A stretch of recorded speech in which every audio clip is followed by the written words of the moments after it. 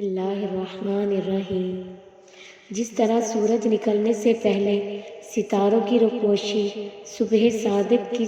سفیدی، شفق کی سرخی سورج نکلنے کی خوشخبری دینے لگتی ہے، اسی طرح جب آفتاب رسالت کے طلوع کا زمانہ قریب آ گیا، حضور صلی اللہ علیہ وآلہ وسلم سے پہلے لوگ خشک سالی میں مبتلا تھے۔ جیسے ہی آپ کی ولادت باسعادت کا وقت قریب آیا تو پورے ملک میں خوشحالی کا دور دورہ ہو گیا، بارشیں ہونا شروع ہو گئیں، زمینیں سرسبز و شاداب ہو گئیں، کعبہ کے بت منہ کے بل گر پڑے، فارس کے مجوسیوں کی 1000 سال سے جلائی ہوئی آگ ایک لمحہ میں بجھ گئی، کسریٰ کے محل میں زلزلہ آ گیا اور اس کے 14 کنکرے منہدم ہو گئے۔ حضور صلی اللہ علیہ وآلہ وسلم کی والدہ کے بدن سے ایک ایسا نور نکلا جس سے بصرہ کے محل روشن ہو گئے۔ حضرت عبداللہ ابن عباس سے روایت ہے، جس رات حضور صلی اللہ علیہ وآلہ وسلم کا نور نبوت حضرت عبداللہ کی پشت اقدس سے حضرت آمنہ کے بدن مقدس میں منتقل ہوا،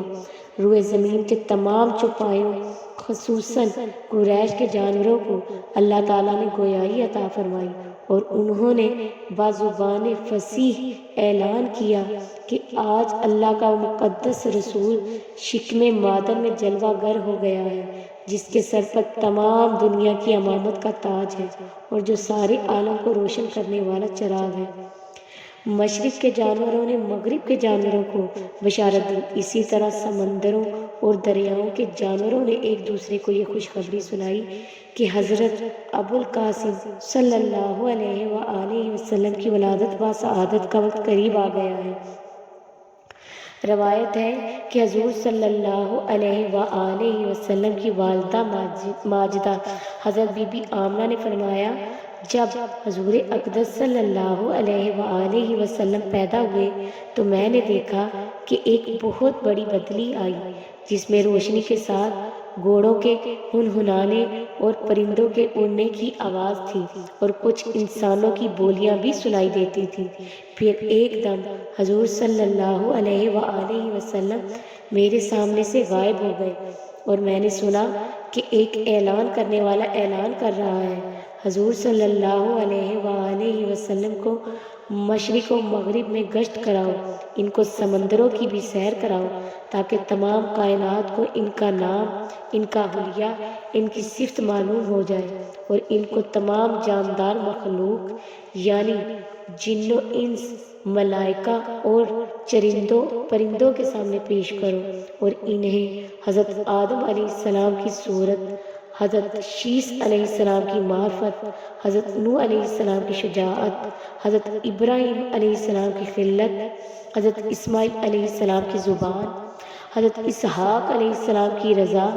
حضرت صالح علیہ السلام کی فصاحت، حضرت لوط علیہ السلام کی حکمت، حضرت یعقوب علیہ السلام کی بشارت، حضرت موسیٰ علیہ السلام کی شدت، حضرت ایوب علیہ السلام کا صبر، حضرت یونس علیہ السلام کی اطاعت، حضرت یوشع علیہ السلام کا جہاد، حضرت داؤد علیہ السلام کی آواز،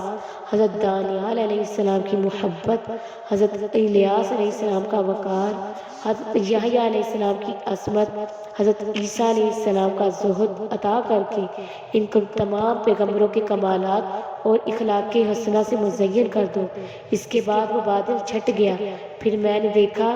آپ صلی اللہ علیہ وآلہ وسلم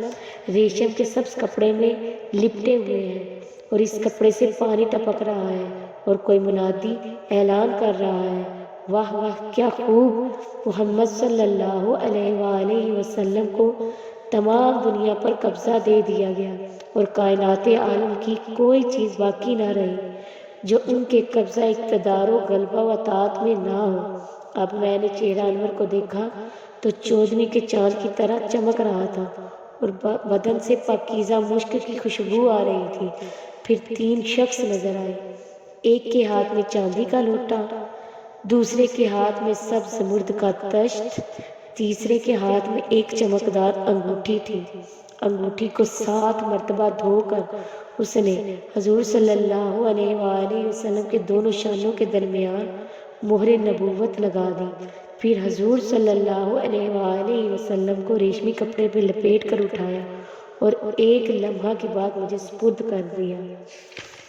سبحان اللہ۔ اگر آپ کو یہ ویڈیو پسند آئی ہو تو ایسی اور ویڈیوز دیکھنے کے لیے پلیز میرا چینل سبسکرائب کریں۔